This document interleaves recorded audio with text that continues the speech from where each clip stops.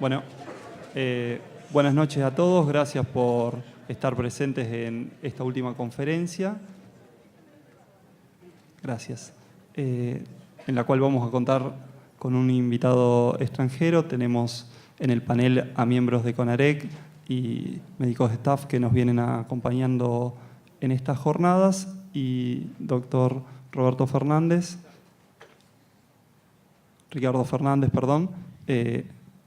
¿quiere presentar a nuestro orador? Sí, bueno, buenas noches. Para mí también es un honor estar acá. Yo estuve en una mesa esta mañana y decía que tuve el honor de participar en la primera jornada de CONAREC que se hizo en el Hospital Italiano en el año 80.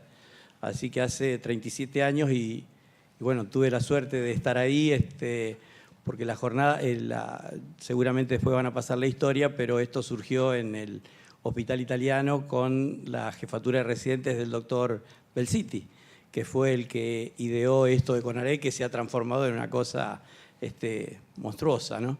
Me toca presentarlo a Julio Panza para los más grandes y creo que para todos Julio Panza no necesita presentación. Tenemos el honor de que Julio Panza es de acá de Santa Fe. No sé si el honor, si es bueno o es malo, pero y además somos muy amigos con Julio porque hemos compartido la residencia. Yo en realidad fui jefe de residentes de Julio Panza, después me parece que me superó un poco, pero bueno, realmente ha crecido muchísimo Julio. Todos lo conocen, Julio desde hace muchísimos años, desde que terminó la residencia en el Hospital Italiano, se fue a vivir a Estados Unidos, hizo una carrera excelente en Estados Unidos y hoy es un cardiólogo de referencia a nivel mundial, en investigación básica inicialmente y después en investigación clínica, y además tiene una cosa fundamental, Julio, que nunca se ha despegado de lo asistencial y eso realmente tiene muchísimo valor. Así que bueno, el tema que Julio va a tocar es el de viabilidad y revascularización miocárdica, todo un tema, así que le damos la palabra a Julio y muchas gracias por estar. Gracias, Ricardo.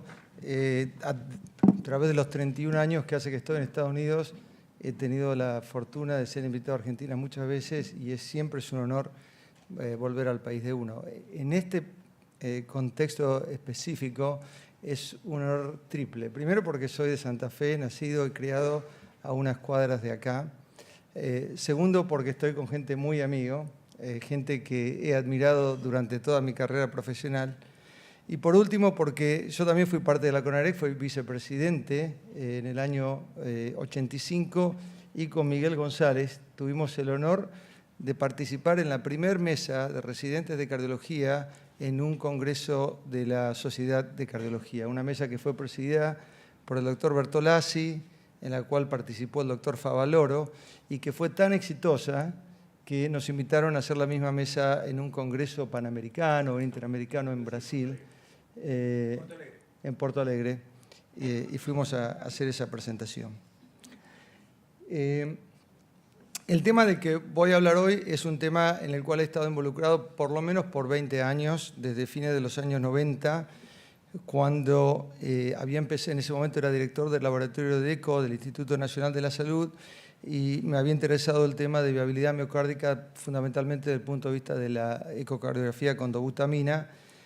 Y a raíz de eso, y ya luego cuando me fui al Washington Hospital Center, estuve muy metido con el estudio Stitch.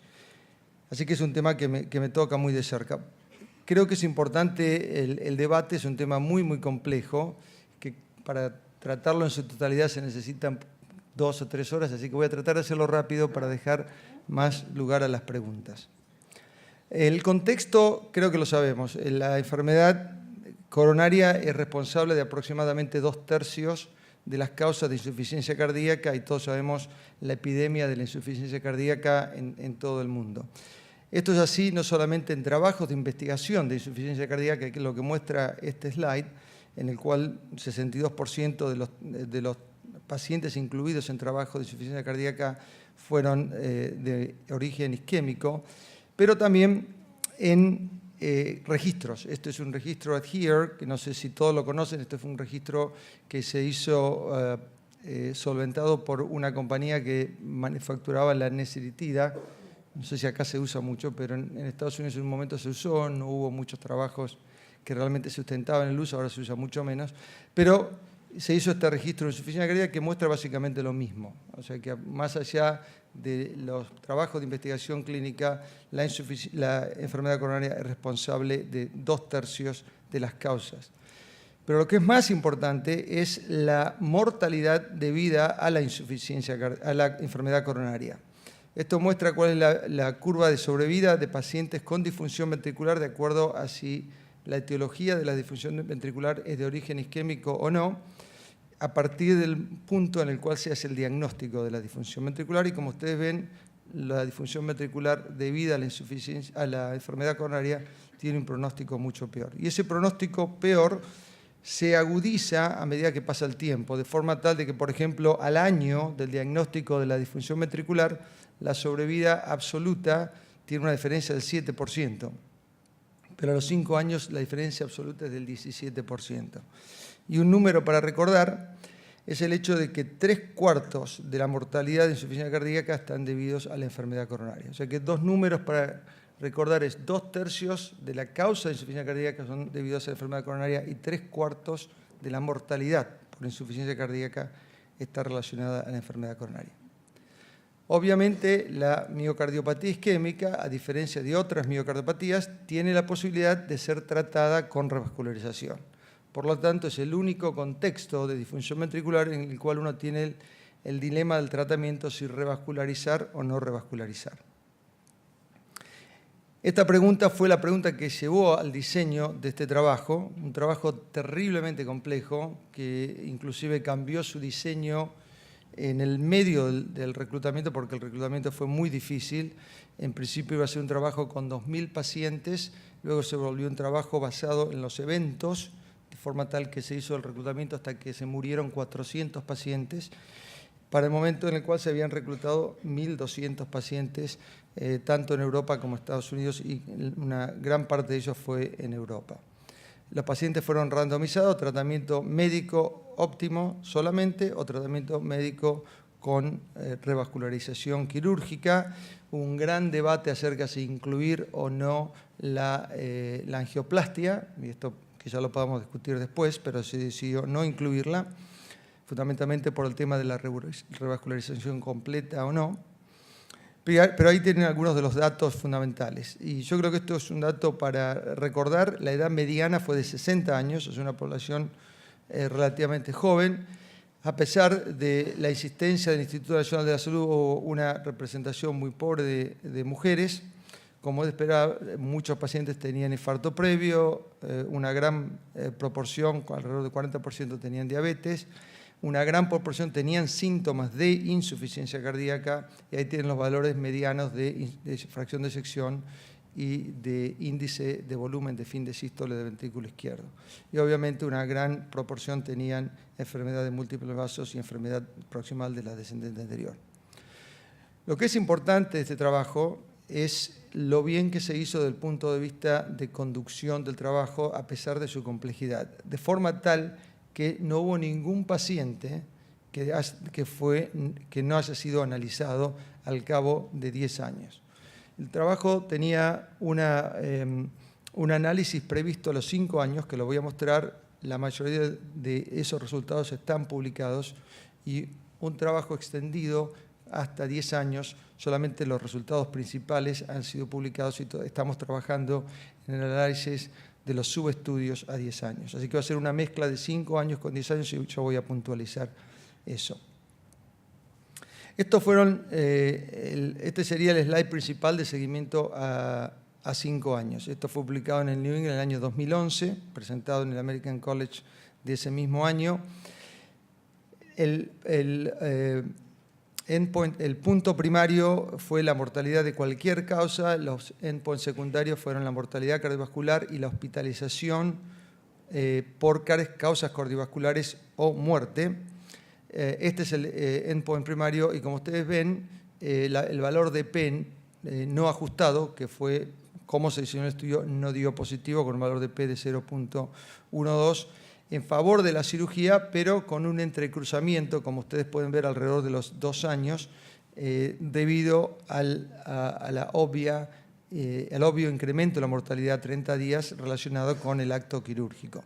Y para aquellos que les gusta la estadística, cuando uno analiza una curva de Kaplan-Meier como esta, se analiza toda la curva. Entonces, cuando hay un entrecruzamiento de las curvas, como es este caso, la diferencia que puede llegar a ver más tarde en el seguimiento se disminuye el valor estadístico mucho. El trabajo, como dije, con respecto al endpoint primario se ha seguido a 10 años, esto fue publicado el año pasado, pero quería enfatizar esta curva, que es la curva de la mortalidad de la miocardiopatía isquémica sin revascularización quirúrgica. Y recuerden, la edad mediana es de 60 años. Como ustedes pueden ver, a los 10 años, 2/3 de la población estaban muertos. O sea que esto un poco habla de cuál es el pronóstico de un paciente relativamente joven, 60 años, con miocardiopatía isquémica que no se revasculariza. Y a 10 años las curvas continuaron con la misma tendencia, y ahora sí, a los 10 años, obviamente por la acumulación de mayores eventos, dado el mayor tiempo de seguimiento, el valor de P fue altamente significativo a favor de la cirugía. Algunos números para tomar, el número que se necesita para ser tratado fue de 14, que es un número bajo.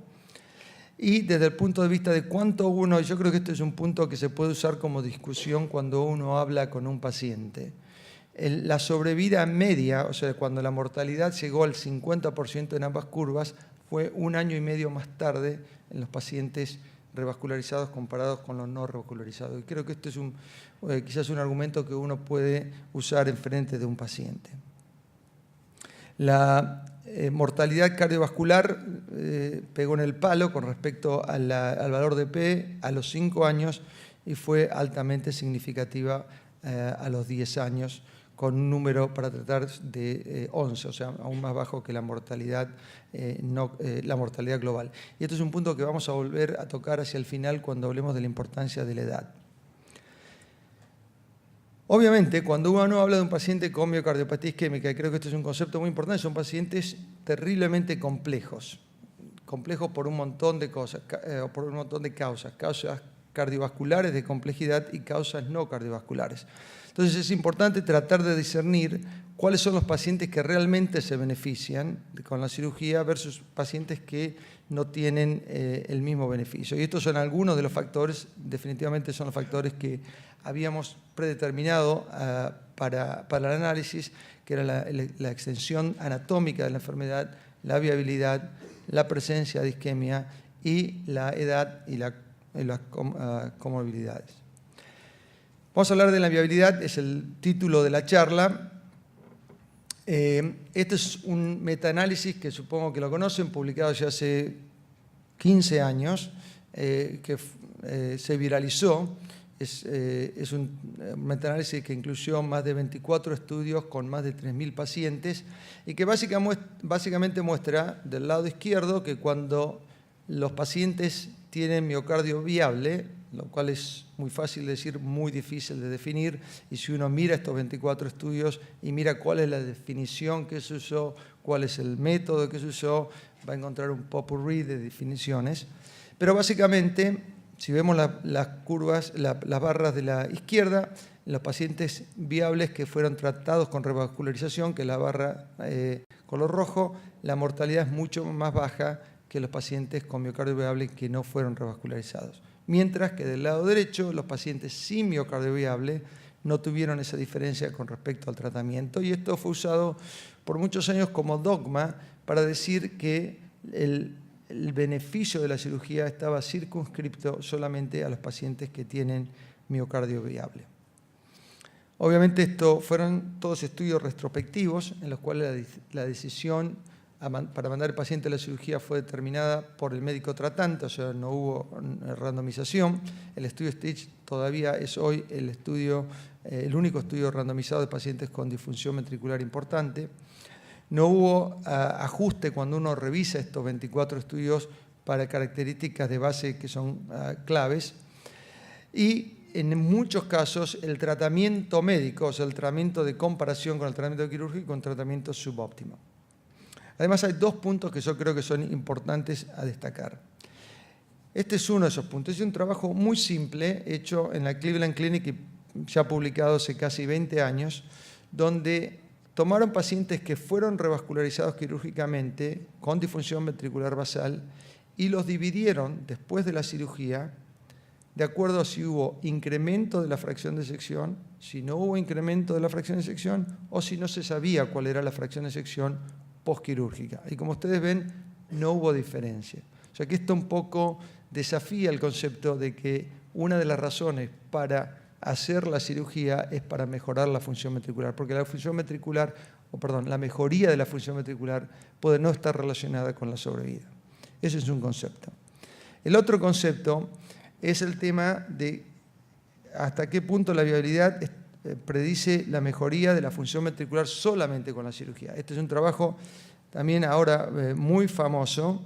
Es el primer trabajo que habla de la resonancia magnética para predecir la función ventricular después de la cirugía. Y básicamente, estos no son pacientes, sino que son segmentos. Lo que muestra es que cuando no hay hyperenhancement, cuando no hay aumento con el contraste, las probabilidades de mejoría de la contracción de ese segmento son muy altas. Mientras que si nos vamos al otro extremo, cuando hay mayor de 76% de delayed enhancement, no hay posibilidad de recuperación. Pero el otro trabajo que es importante es este, que muestra básicamente lo mismo en pacientes a los cuales se le inicia el tratamiento con betabloqueantes. Básicamente diciendo que la función o la recuperación de la función contráctil no solamente está relacionada con la revascularización, sino que está relacionada también con el inicio de un tratamiento óptimo, en este caso betabloqueantes.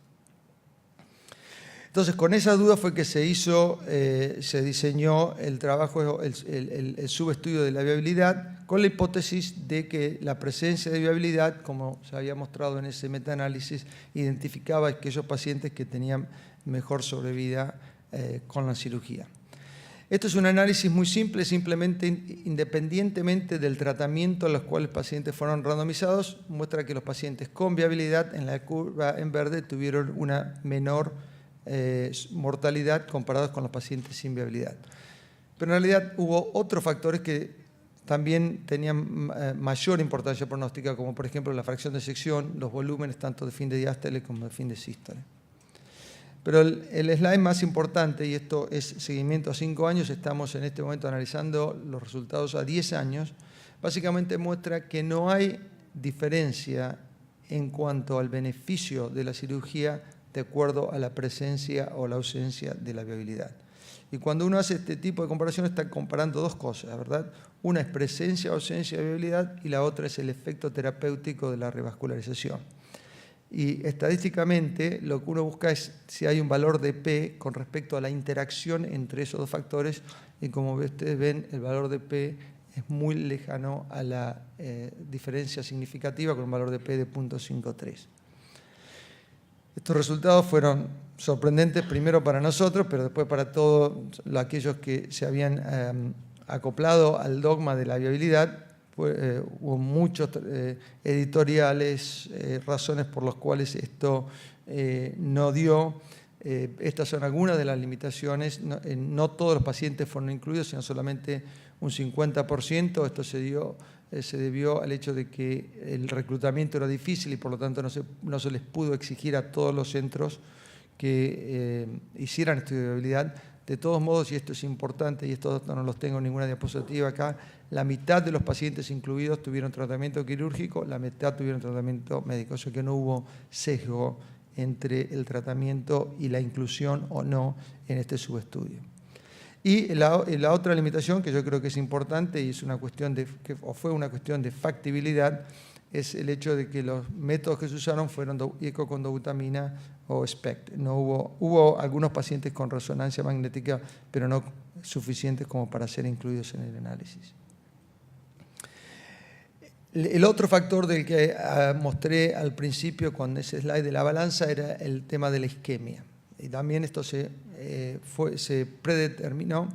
¿Y cuál es la importancia de la isquemia? Y creo que esto también puede dar para discutir mucho. A diferencia de la viabilidad, la presencia de isquemia, teníamos 400 pacientes con test de isquemia, independientemente del tratamiento, no marca ninguna diferencia con respecto a la sobrevida. O sea, la presencia o ausencia de isquemia no está relacionada a la sobrevida en estos pacientes. Y, en forma importante, la presencia o ausencia de isquemia no discriminó a aquellos pacientes que tuvieran mejor pronóstico con la revascularización. También miramos a la angina, la presencia de angina de base, y esto es lo hicimos porque el estudio de CAS, que se publicó hace ya 24 años atrás, mostraba que los pacientes que se presentaban con angina tenían mejor pronóstico con la revascularización comparados con los pacientes que no tenían angina.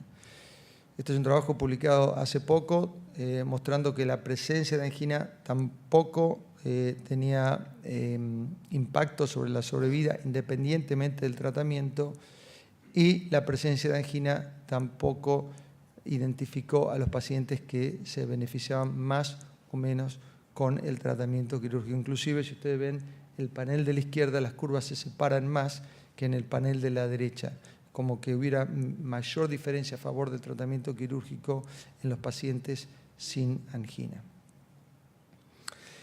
El otro aspecto que nos interesó es el tema de la extensión anatómica de la enfermedad, anatómica del punto de vista coronario y desde el punto de vista del ventrículo izquierdo. Y esto visto desde el punto de vista de cómo las poblaciones evolucionan a medida que pasa el tiempo. Y esto es un poco a lo que me referí anteriormente. Si uno divide el seguimiento, y esto lo hicimos con el seguimiento a 5 años, en diferentes momentos, uno ve que el beneficio del tratamiento quirúrgico difiere de acuerdo al punto de corte que uno toma. Por ejemplo, en el cuadrado de arriba, esto es la sobrevida a 30 días. La sobrevida a 30 días es mucho mejor en los pacientes sometidos a tratamiento médico, porque obviamente no tienen el riesgo de la cirugía. A partir del primer mes se empiezan a equiparar, y solamente después de los 2 años, y eso lo vimos con la curva, es cuando las curvas se entrecruzan y cuando uno puede hablar de beneficio del tratamiento quirúrgico. Entonces diseñamos un estudio para ver cuál es el valor o el impacto de las variables anatómicas que uno usa todos los días en la práctica clínica para determinar cuál es esa variable que es de tiempo dependiente con respecto a la diferencia en la sobrevida. Y elegimos 3 valores.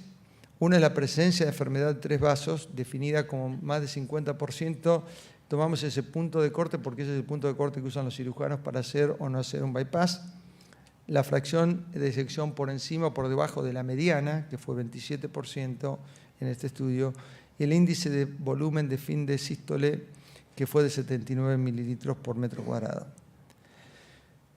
Y lo que hicimos fue dividir a los pacientes en aquellos que tenían 0 o 1 de estos 3 factores o los que tenían 2 o 3 factores. Esto, como en todos los estudios que hicimos el mismo tipo de análisis. Estos son los resultados independientemente del tratamiento. Y como ustedes pueden ver, si hay 2 o 3 factores, y esto es totalmente esperable, la mortalidad es mucho mayor que si no hay uno, o que si hay ninguno o uno de ellos. Pero, a diferencia de lo que vimos con isquemia y lo que vimos con viabilidad, la extensión anatómica de la enfermedad sí discriminó los pacientes que más se beneficiaban con la cirugía. Y lo que ven acá, este es un slide un poco complejo, por eso quiero detenerme un poco, es que en el panel superior están los pacientes que tienen 2 o 3 de estos factores pronósticos. Ustedes ven que hay una diferencia muy importante a favor del tratamiento quirúrgico, mientras que en los pacientes que tienen 0 a 1 no hay diferencia, y ya que hablamos del valor de P de interacción con un valor de P significativo, con un entrecruzamiento inclusive anterior al entrecruzamiento de la población general, con un entrecruzamiento de entre 6 a 9 meses. Cuando miramos esa variable tiempo dependiente, vemos, número 1, que la presencia de 2 o 3 factores no aumenta la mortalidad quirúrgica. Ustedes pueden ver que el tratamiento médico es mejor a los 30 días, pero que no hay una diferencia importante entre los pacientes con 2 o 3 pronósticos, o factores pronósticos o 1. Pero lo que ocurre es que en estos pacientes de 2 o 3 pronósticos, o sea que tienen mayor extensión de la enfermedad, a medida que pasa el tiempo, se benefician más y más con la cirugía. Mientras que en los pacientes que no tienen ninguno de estos factores o solamente uno, nunca llegan a demostrar beneficio con la revascularización quirúrgica. Estos resultados no son tan locos y en realidad fueron muy similares a los del estudio COURAGE, donde en esta publicación dividieron a los pacientes de acuerdo al índice de isquemia, por un lado, y al índice de extensión de enfermedad coronaria. Y el índice de isquemia, que es el porcentaje de miocardio isquémico que está en el panel de la derecha, ustedes ven que las 3 curvas son muy similares, mientras que el índice de extensión de la enfermedad coronaria sí predijo los pacientes que mayor beneficio tuvieron con la revascularización. Como ustedes saben, esto no fue revascularización quirúrgica.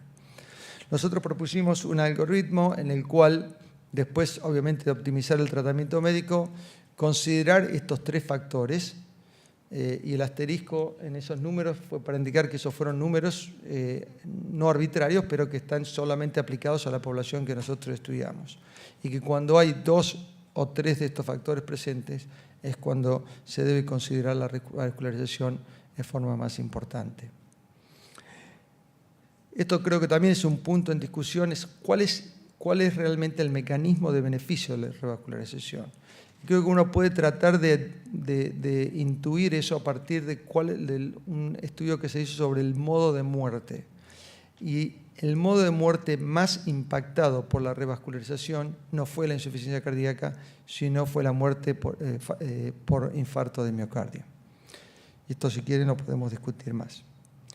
El otro tema importante es el tema de la edad y la comorbilidad, fundamentalmente de la edad. En general no me gusta presentar estos slides que tienen muchos números, pero creo que esta es una excepción que vale la pena. Como ustedes pueden ver, en este caso las edades están divididas en cuartilos, con el cuartilo de edad más joven hacia la izquierda, el cuartilo de edad más vieja hacia la derecha. En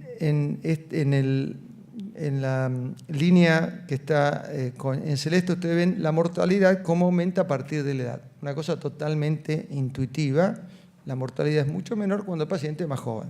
Ninguna sorpresa ahí. Pero lo que es interesante es que la mortalidad cardiovascular no está afectada por la edad. ¿Bien? Ustedes ven que la diferencia prácticamente no existe en enfermedad cardiovascular de acuerdo a la edad, 42, 45, 47, 46. Pero lo que sí cambia es la mortalidad no cardiovascular, del 5 o 6% en los pacientes más jóvenes a más del 20% en los pacientes más viejos. Esto es un factor muy importante a tener en cuenta. Y cuando uno compara cuál es la relación entre la edad y el beneficio del tratamiento médico, el tratamiento quirúrgico, perdón, ustedes ven que la mortalidad, la línea azul, está siempre por debajo de la línea roja y no hay interacción. O sea que en la mortalidad cardiovascular el beneficio de la cirugía no está relacionado con la edad, mientras que en la mortalidad de cualquier causa sí lo está. O sea, hacia la izquierda, cuando la edad es más joven, hay una gran diferencia en la mortalidad a favor del tratamiento quirúrgico, pero en los pacientes más viejos inclusive hasta se entrecruzan. Uno podría llegar a decir, aunque obviamente hay muy pocos pacientes, con esta edad de que el tratamiento quirúrgico es peor. Para concluir, la decisión acerca de la cirugía de revascularización en estos pacientes es, yo diría que casi siempre muy difícil, debido fundamentalmente al riesgo quirúrgico elevado impuesto por la fracción de sección. Los resultados de este trabajo sugieren un beneficio del bypass coronario y los test funcionales, tanto de viabilidad de isquemia, no mostraron un valor discriminativo útil para la selección de pacientes, mientras que la severidad anatómica de la enfermedad coronaria y del ventrículo izquierdo, junto con la edad y las enfermedades comórbidas, aparecen como los factores más determinantes del beneficio de la revascularización y creo que ellos son los más importantes para tener en cuenta. Gracias.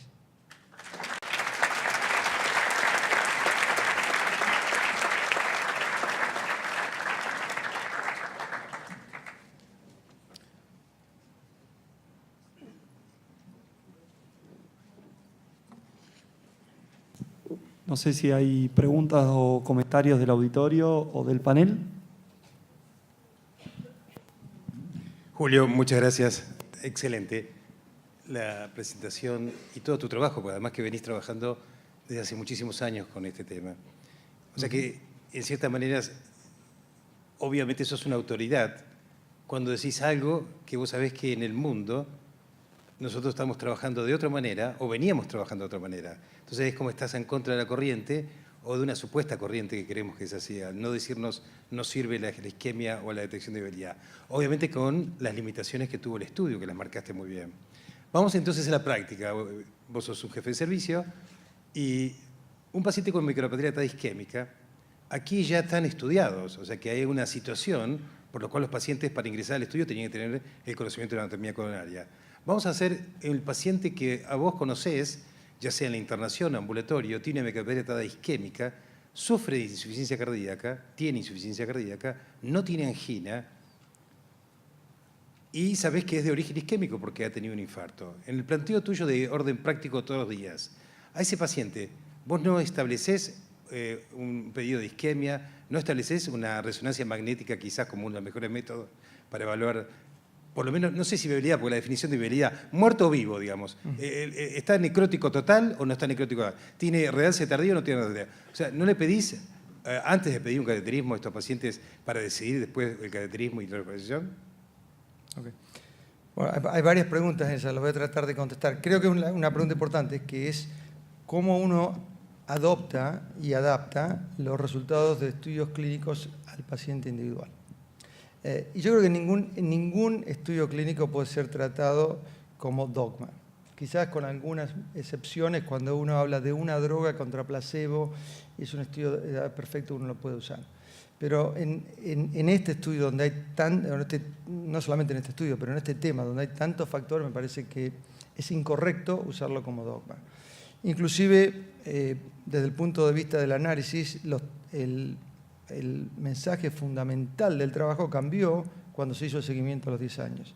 O sea que la posibilidad de que cambie con la viabilidad está abierta.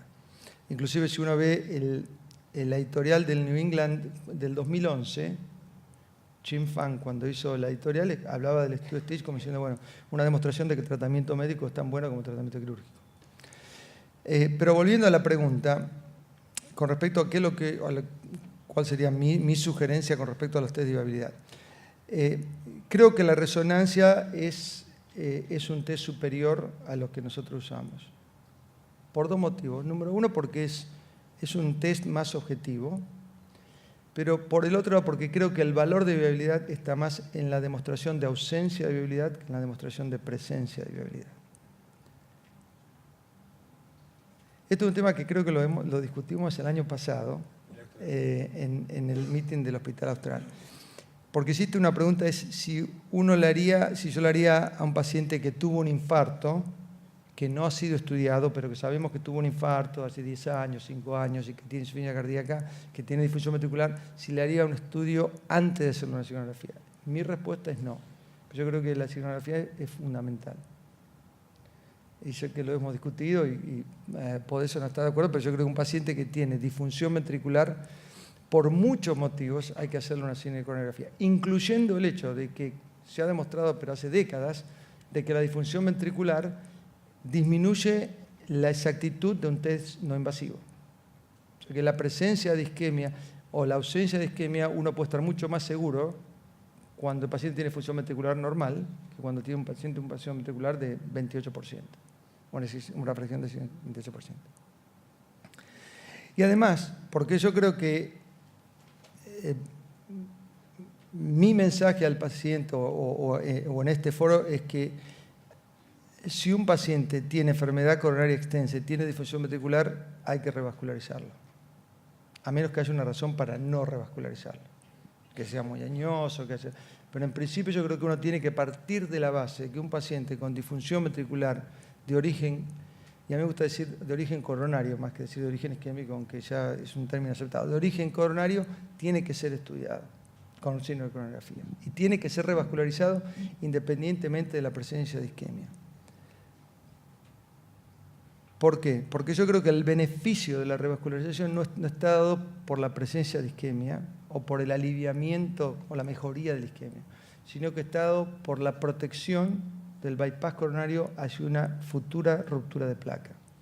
Y que yo creo que este trabajo que hicimos sobre la extensión de la enfermedad, desde un punto de vista conceptual, para mí lo que muestra es que la razón por la cual la cirugía es más beneficiosa en los pacientes con mayor daño anatómico o extensión anatómica coronaria y mayor daño miocárdico es porque son los pacientes que tienen más chances de ruptura de placa y que tienen menos posibilidades de sobrevivir a una ruptura de placa porque ya tienen una fraccionación muy disminuida. Entonces yo creo que esos son los pacientes. Ahora, creo que hay un capítulo, y perdóname si la respuesta se me hace muy larga, creo que hay un capítulo que es el capítulo del paciente en el cual uno duda si hacerle revascularización en la descendente anterior. Yo creo que el 90% del beneficio del bypass coronario está relacionado con una descendente, con una lima, una ascendente, una mamaria a la descendente anterior.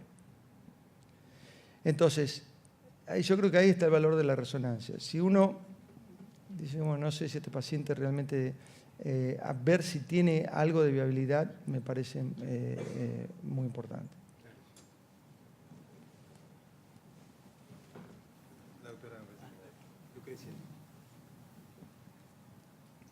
¿Qué tal, doctor? Le quisiera hacer dos preguntas simples. Una respecto al concepto de isquemia miocárdica inducible, que fue un concepto que diferenció de viabilidad miocárdica en su último trabajo publicado en JACC, que llamativamente diferencia del subestudio de viabilidad del Stitch. La presencia de isquemia miocárdica inducible, evaluada por SPECT o ECOS-3, no fue un factor pronóstico de buena evolución a largo plazo. La primera pregunta es por qué cree que esto no fue así en comparación a la viabilidad miocárdica. Y la segunda pregunta es si están analizando su evolución a 10 años, si es que las curvas se separan. Y la segunda pregunta, que es diferente a esto, ¿cuál cree que es el futuro, la perspectiva de las nuevas técnicas de revascularización como la angioplastia en estos pacientes con disfunción ventricular severa, enfermedad de múltiples vasos, en presencia o ausencia de viabilidad miocárdica? La primera pregunta, ¿por qué no hubo una diferenciación pronóstica con la isquemia, pero sí la hubo con la viabilidad independientemente del tratamiento? Eso fue lo que mostré. Yo creo porque la viabilidad está más relacionada con la extensión del daño miocárdico que la isquemia. Esa es mi explicación. Y como mostré en el estudio Courage, es una cosa similar. O sea, que en realidad también es diferente de muchos estudios retrospectivos, los estudios me olvidé el nombre, Rory Hachmovich, que muestra que hay una relación entre la extensión de la isquemia y no solamente la sobrevida o los eventos, pero también el beneficio de la revascularización, no solamente con cirugía, sino con angioplastia. Yo a través de los años he desarrollado un concepto más nihilista acerca de la importancia de la isquemia inducida, como factor determinante. Con respecto a la otra pregunta, al rol de la angioplastia en los pacientes con difusión ventricular. Una de las razones por la cual, hubo varias razones por las cuales no se incluyó la angioplastia en Stitch, pero una de las razones fue porque sabíamos que la técnica iba a evolucionar. Que por el momento que el estudio se fuera a presentar, ya va a haber stents, o sea, si hubiéramos hecho una rama de angioplastia en Stitch, los stents que se hubieran usado en ese momento eran inclusive sin drogas. Yo creo que tiene valor, pero creo que está relacionado con el paciente. En general, o sea, en cada caso individual, en general como una regla, digamos, a quebrar de acuerdo a los casos individuales, yo creo que la efectividad de la angioplastia no es la misma que la cirugía. Por una razón, y creo que esto no solamente está aplicado a la disfunción ventricular, aunque también abarca la disfunción ventricular, por una razón muy simple. La angioplastia se hace sobre un segmento limitado del vaso, mientras que la cirugía provee una protección más global hacia el árbol coronario. ¿Okay? Y hay muchos estudios conceptuales que sustentan el concepto de que cuando uno hace una angioplastia, además del hecho que la angioplastia jamás demostró que previene el infarto ni que mejora la sobrevida, excepto, obviamente, y yo siempre digo que cuando uno habla de enfermedad coronaria tiene que dividir las aguas de entrada entre enfermedad coronaria estable, estamos hablando de enfermedad coronaria estable. Yo defino los stents como los andamios para la me sale en inglés, pero no sé, como los andamios para la cicatrización de la placa. Yo creo que un stent para mí es un andamio para la cicatrización de la placa, una vez que la placa se rompió. Obviamente mejoran los síntomas, si un paciente tiene isquemia con dolor y tiene una lesión del 95%, pero a largo plazo creo que el valor de la cirugía es mayor por eso. Sí, vamos a tratar de profundizar un poco más el tema. Yo soy cardiólogo intervencionista y como usted lo demostró, hay un riesgo inicial de la cirugía. Hay un exceso de mortalidad cada vez que asignamos el paciente al tratamiento quirúrgico, hablando de pacientes que tienen insuficiencia cardíaca. Y por otro lado hay una realidad. Nosotros recibimos muchos pacientes que los cirujanos no quieren operar porque tienen insuficiencia cardíaca y porque tienen disfunción ventricular izquierda. Y por otro lado tenemos mucha evidencia que cuando la complejidad anatómica, porque podemos tener pacientes con muy mal ventrículo, pero con poca complejidad anatómica, con un syntax bajo, donde sabemos que nosotros podemos ofrecerle al paciente con los stents de nueva generación resultados a largo plazo comparables con la cirugía. Yo creo que no sé si está bien generalizar, no sé qué opina esto, creo que cada vez tenemos que ir hacia una selección más individualizada del tratamiento de estos pacientes. No sé cuál es su opinión.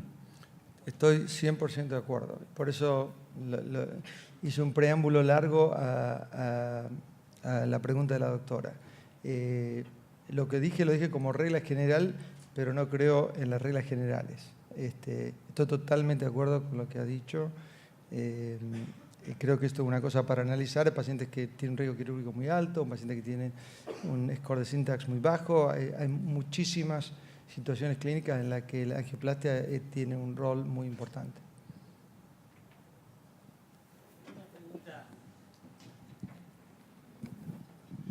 Seguramente no sé si tiene respuesta, pero ¿por qué crees, Julio, que a pesar de que la evidencia es buena del Stitch, etcétera, la comunidad cardiológica sigue haciendo lo previo?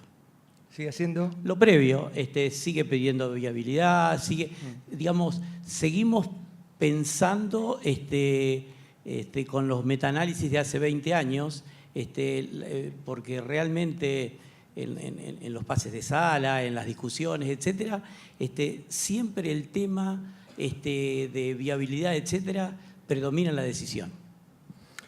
Creo que hay varias respuestas posibles. Te voy a dar una, y que creo que es aplicable Stitch y que es un concepto para tener. Hay estudios que lamentablemente se hacen demasiado tarde. ¿Bien? Por ejemplo, y no tengo ningún conflicto de intereses, pero por ejemplo, entre esto. Es una droga que no se usaba, no se conocía hasta que se hizo el estudio. Entonces la droga aparece después de que el estudio se hace. En el caso de Stitch, uno tuvo que vivir y tratar pacientes mucho antes de que aparezca el estudio. Pacientes como ese, mucho antes de que aparezca el estudio. Entonces uno desarrolla su propio sesgo. Nunca he presenciado discusiones médicas más calurosas que cuando nos reuníamos para discutir casos durante el diseño del estudio. Porque son pacientes complejos en el cual uno ya ha desarrollado su propio, lo que en inglés se dice equipoise, el punto de división en el cual uno no sabe qué hacer. Yo creo que ese es un factor muy importante. Y creo que el Stitch es un estudio que se hizo quizás un poco tarde,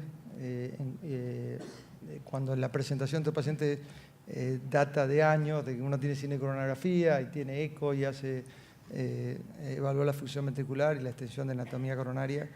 Me parece que eso es un factor importante. El otro factor con respecto a la viabilidad es que uno adopta criterios como dogmas. Y una cosa que dijiste, quiero profundizar. No me parece mal que se sigan pidiendo estudios de viabilidad después de Stitch. Y yo lo sigo haciendo en ciertos casos. Yo creo que los Stitch, y me parece que esto es un punto importante, el estudio Stitch, por lo menos a los 5 años, no demuestra que la viabilidad no sirve. Lo que demuestra que no debe ser tomada como dogma. Creo que es simplemente eso. O sea que me parece bien que se sigan pidiendo estudios de viabilidad en ciertos casos. Me parece mal, porque uno puede decir, bueno, entonces ¿para qué hiciste el estudio?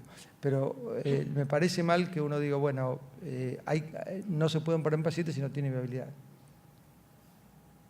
Si no tiene o no tiene estudio de viabilidad hecho.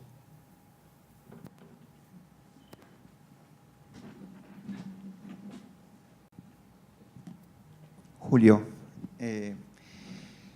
yo hace años que recupero, llevo 25 años, y siempre he escuchado con atención de la gente que sabe viabilidad, muchísimo más que yo, y siempre he visto que con la viabilidad no se discute la viabilidad vascular. Y yo la sensación que tengo hace mucho tiempo, que los que salen de bomba son los que tienen buenos lechos vasculares. Y la viabilidad, que es un tema apasionante, no me responde a mí en el postoperatorio, porque la mortalidad para mí tiene que ver con los lechos vasculares que vos tengas. Es decir, salen de bombas mucho más lo que tienen buenos lechos. Nosotros en el hospital, cada vez que hay un corazón de este tipo, discutimos mucho y nos acercamos a una mortalidad en estos pacientes del 5%, pero la conseguimos con la cirugía sin bomba. Nosotros no nos animamos muchas veces a meter a este paciente en bomba. No sé qué hace el resto del país, pero a nosotros el 5% de mortalidad, con mucho esfuerzo lo conseguimos con la cirugía off-pump, que no hay clampeo, no hay dificultad en la salida de bomba. Y yo la pregunta que te quería hacer, aprovechándote, es cómo ves esta opción en lugares donde no tenemos la asistencia o la asistencia es un recurso económico que para muchos centros es inalcanzable. Bueno, esto es un tema muy interesante, es un tema que se ha discutido y se ha publicado. Los trabajos muestran que no hay diferencia, ¿verdad? Inclusive que desde el punto de vista de la revascularización es más completa cuando uno la hace con bomba. Creo que un poco similar a lo que dije antes, uno desarrolla su propio sesgo. Mis sesgos, fundamentalmente por los lugares donde he trabajado, que han sido solamente 3, siempre he trabajado con cirujanos que trabajan con bomba y con un sesgo contrario a hacer off-pump. Sobre todo en estos pacientes, en el cual es muy difícil pensar que el paciente va a tener más de una chance quirúrgica. Entonces la revascularización completa es fundamental. O sea, dejar un paciente de estos sin revascularización de ciertos hechos me parece no correcto. Los cirujanos con los que yo trabajo, que se adhieren a los resultados que salieron, que supongo que lo habrás visto, ellos dicen que no cambia la mortalidad, ¿de acuerdo? Y yo creo que uno tiene que confiar mucho en el cirujano, sobre todo en estos pacientes. Y volviendo a lo que decías antes, o sea, el tema de la viabilidad del lecho vascular, creo que uno tiene que confiar ciegamente en el cirujano, porque el cirujano es el único que en forma rutinaria ve la coronariografía y ve el corazón del paciente. Entonces yo cuando discuto un paciente de este tipo con el cirujano, le creo a los cirujanos porque como le creo a un reumatólogo cuando discuto algo de reumatología, porque no me parece que yo esté capacitado para decir este vaso no se va a poder revascularizar. Así que me parece fundamental la opinión del cirujano en ese caso. Pero me parece, o sea, mi sesgo es en contra de la cirugía off-pump, pero es un sesgo personal debido a mi experiencia y también sustentado un poco por lo que ha sido publicado. Yo, doctor, perdón, quería hacerle una pregunta de orden práctico. ¿Qué mortalidad cree que tiene que tener el equipo quirúrgico que opere estos pacientes? Digo porque tenemos un registro con AREC de hace unos años donde la mortalidad en los centros relevados en ese momento era bastante superior a lo recomendado. Digo, porque hay mucho público y como concepto a llevarse. Sí. La pregunta obviamente es compleja, pero fácil de responder porque esto es un tema que se trató en Stitch. El umbral que se tomó fue 5%. Y lo que hubo en Stitch fue en 4 y pico %. La mortalidad a 30 días. La pregunta que le voy a hacer es también de tipo práctica. Sabiendo que, digamos, viabilidad no es un dogma, sabiendo que isquemia en insuficiencia cardíaca aparentemente tampoco influye, la primera reflexión es que se me hace es que se estudian anatómicamente pocos pacientes. O sea, cuando yo veo la estadística de los pacientes que estudiamos por cateterismo, son muy pocos el porcentaje que viene el paciente con diagnóstico de insuficiencia cardíaca. Y la realidad es que vos, cuando estudias estos pacientes, ves pacientes que tuvieron el primer contacto médico, que consultaron por insuficiencia cardíaca. Estos pacientes pasó mucho tiempo, pasaron muchos estudios, pasaron muchas evaluaciones y muchas veces lo mandan a definir anatómicamente ya cuando se queman los papeles. ¿Cuándo hay que definir anatómicamente un paciente que te consulta, que tenés el primer contacto médico y ese primer contacto médico, la consulta es insuficiencia cardíaca? ¿Cuándo hay que definir anatomía coronaria? En mi opinión personal, apenas uno hace el diagnóstico de disfunción ventricular. A menos que sea una paciente de sexo femenino de 20 años, pero en un paciente tipo con factores de riesgo, me parece fundamental y me parece el primer test a hacer. A menos que haya una razón. O sea, cuando uno habla de esto, o sea, obviamente me podés mostrar un paciente que yo te diga mejor no estudiarlo, porque tiene un cáncer avanzado, por diferentes motivos, ¿no es cierto? Pero como regla general, para mí, y yo creo... Y no estoy solo en esto, es la práctica que se hace en Estados Unidos. Julio, yo estoy más inclinado a estudiar casi sistemáticamente todo paciente con insuficiencia cardíaca y disfunción ventricular, en agudo. Tiempo más, tiempo menos, en agudo. Y el estable, no tanto, estoy diciendo una generalización. Sin embargo, en las guías americanas de insuficiencia cardíaca e insuficiencia cardíaca descompensada, las guías americanas hablan de que primero haríamos una prueba funcional para detectar viabilidad de isquemia y eventualmente, si hubiese un territorio extenso, digamos.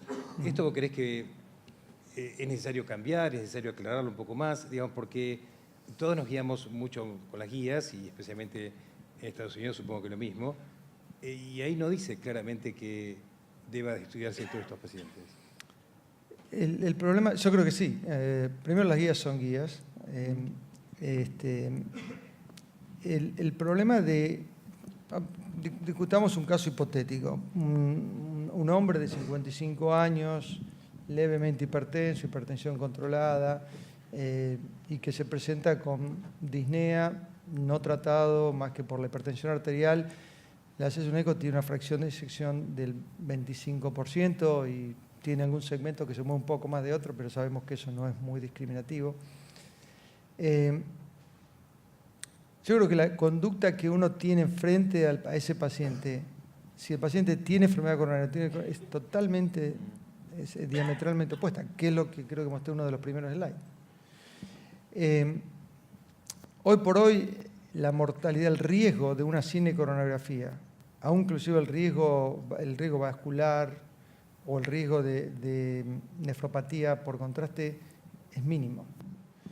Y yo creo que a un paciente que tenga una fracción de disección disminuida, que tiene insuficiencia cardíaca, si la insuficiencia cardíaca es debida a la enfermedad coronaria, tratarlo con betabloqueantes y con inhibidor de la enzima de conversión y un poco de diuréticos, un paciente que puede tener enfermedad coronaria que la causa, me parece mala práctica.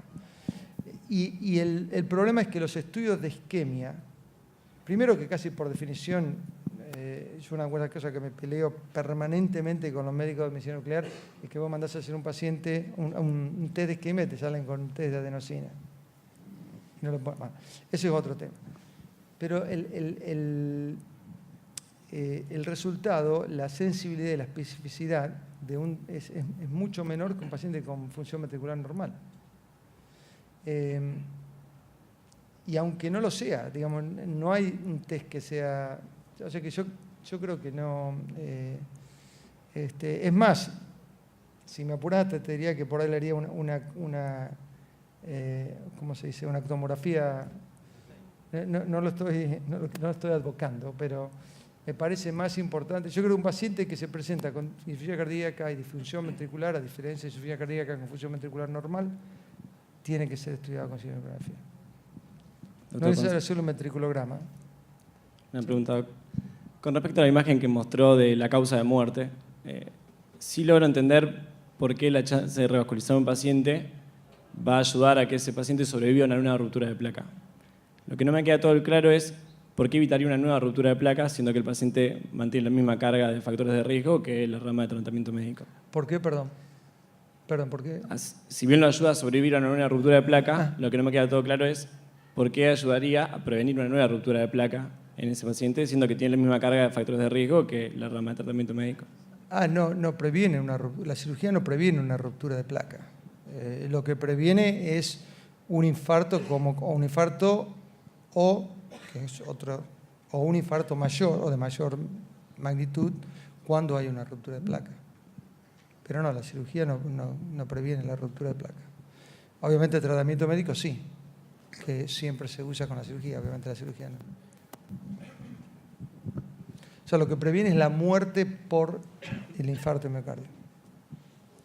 Hola, doctor. Mi nombre es Manuel Escatularo, soy parte del comité científico. Quería hacer una pregunta y una reflexión.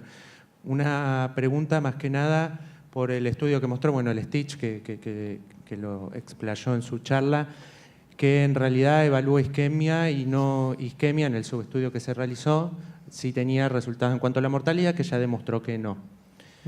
Ahora, ¿qué consideración tiene en cuanto a, dentro de la rama que presentaba isquemia, al porcentaje de reducción de isquemia post-revascularización, sabiendo de que hay un estudio, por ejemplo, el subestudio del Courage, donde se demostró que una reducción mayor o igual al 5% en el monto isquémico disminuía la tasa de eventos?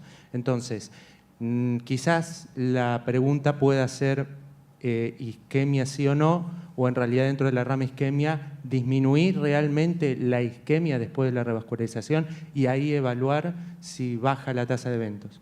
Eso sería...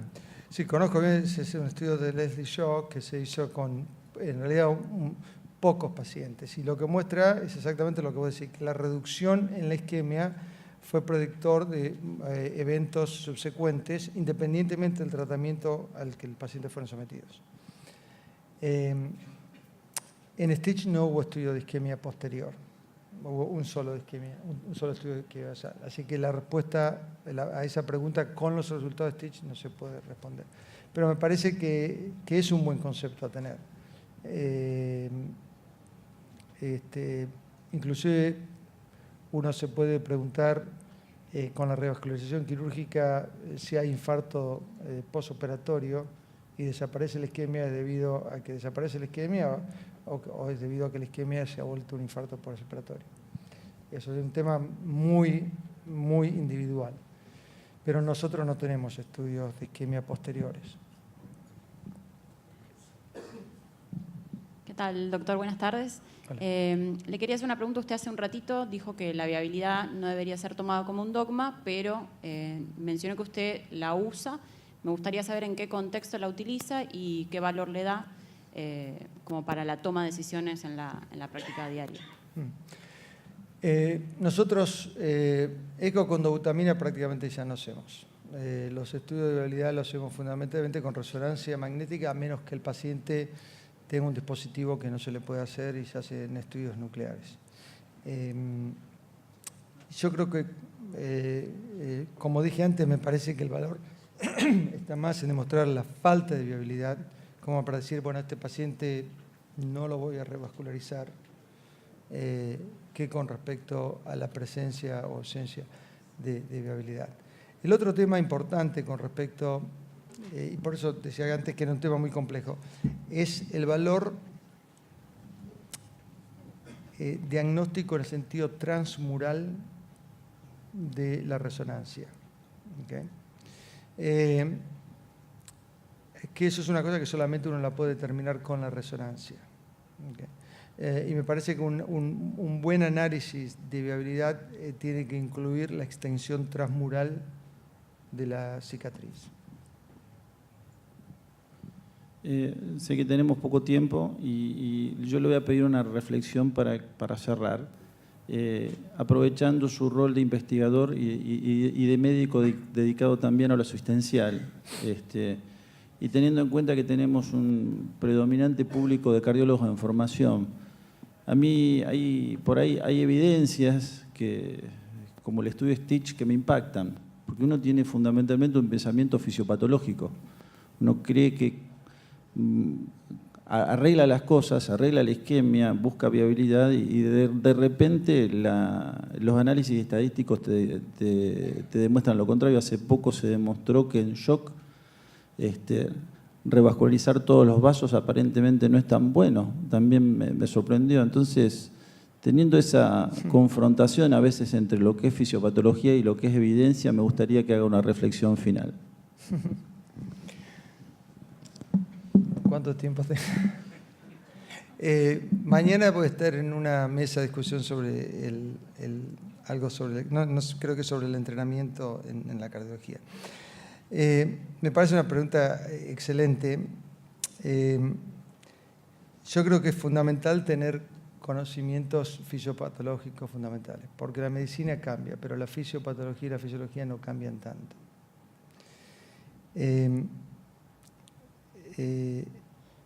Yo fui director de un programa de fellowship por 7 años y le decía a los fellows que la mitad de lo que le decimos es incorrecto, pero no sabemos cuál es esa mitad. Y siempre tomaba como ejemplo aritmético el tratamiento triple del infarto miocárdico cuando Ricardo, Miguel y yo éramos residentes, que era betabloqueantes, nitratos y bloqueantes cálcicos.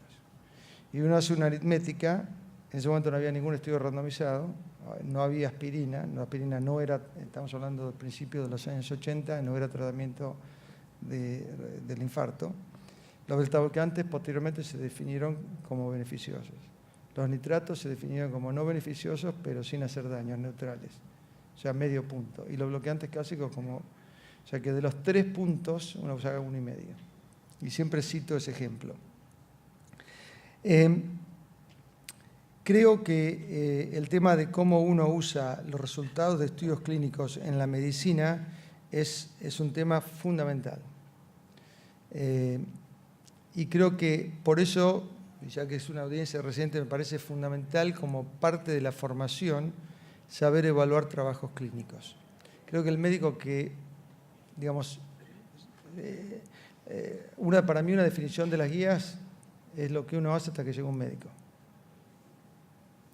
Es lo que uno debe hacer hasta que llegue un médico. Porque el valor del médico no es hacer lo que dicen las guías, sino es interpretar una serie muy grande de elementos científicos para tratar en general un paciente uno a uno. Muchos pacientes, pero uno trata uno a uno. Yo a veces también esto lo comparo con una torta en la cual a través de los años uno le va cambiando el decorado de la torta, pero la parte de la masa queda siempre igual. Si uno dice, bueno, uno va a ser repostero por los próximos 50 años, ¿qué es lo que te conviene aprender? ¿Cómo hacer la masa? Porque el decorado de la torta va a ir cambiando. Entonces lo que vos aprendés, lo tenés que aprender, porque tenés que hacer una torta todos los días, tenés que tratar a un paciente todos los días. Pero lo que no va a cambiar es lo de adentro, y que yo creo que eso es la fisiología y la fisiopatología. Ya que tocaste este tema, quisiera traer el tema del culprit shock, y inclusive pensé que ibas a hablar del trabajo de Shock 2 del balón de contrapulsación. Y creo un poco con respecto a lo que decía antes, y perdón si me extiendo, ¿tenemos tiempo un poquito más? Con respecto al tema de los trabajos que se hacen demasiado tarde. Voy a hacer recuperación. Los que están en unidad coronaria, Si uno lee la literatura médica y te llega un paciente con infarto, con shock, no le tenés que poner balón de contrapulsación. ¿Sí o no? Pero, ¿quién que hace unidad coronaria no le pone un balón de contrapulsación a un paciente en shock? O sea, hay pacientes que están pasados de balón, uno puede usar, ¿se usa el Impela acá? El Impela, bueno, el Impela, un ECMO, pero uno piensa en un balón de contrapulsación. ¿Por qué? O sea, ¿por qué? O la otra pregunta, que es la misma pregunta invertida, ¿por qué los trabajos esos no dieron? Bueno, yo creo que está relacionado un poco con lo que decía antes, porque los trabajos se hicieron demasiado tarde. Y uno tiene que un poco entender, y yo creo que esa es la función de la gente que tiene canas, de hacerle, y que sabe cómo se enrola en estos estudios. Y yo creo que los pacientes que fueron enrolados en esos estudios son los pacientes en los cuales el médico tratante tenía dudas de si yo a este paciente le debo o no colocar un balón. Entonces yo creo que si uno toma eso como base conceptual, la conclusión para mí del estudio es que si vos tenés dudas de si hay que poner un balón de contrapulsación, no se lo pongas. Pero los pacientes que llegaron en shock a los centros que participaron de ese estudio y que fueron vistos por médicos que no les cupo en la cabeza de que el balón era beneficioso, esos pacientes no fueron estudiados. Porque esos pacientes, el médico tratante decidió no randomizarlos. Yo creo que este es un concepto fundamental, no el único, pero el concepto fundamental a tener en cuenta cuando uno interpreta el resultado de trabajos clínicos para después adoptarlo al paciente número 1, al paciente número 2, al paciente número 3. Y yo creo que esa es la razón. Ahora, uno dice, bueno, ¿para qué entonces hacemos estudios? Por eso yo creo que la función del médico es interpretar todo eso, ponerlo en la coctelera y que salga la mejor recomendación para el paciente que tenés enfrente tuyo. Y como sabemos, además, de todos los pacientes que uno ve, no me acuerdo exactamente el porcentaje, pero sé que es menos del 20%, son pacientes que reúnen todos los criterios de inclusión y ninguno de los criterios de exclusión. O sea que el 80-90% de los pacientes que ve no entran en ningún estudio. Y eso uno lo ve todos los días. Sí, este paciente se parece a un paciente stage. Sí, pero la fracción de sección es del 38, no del 35. O una cosa o la otra.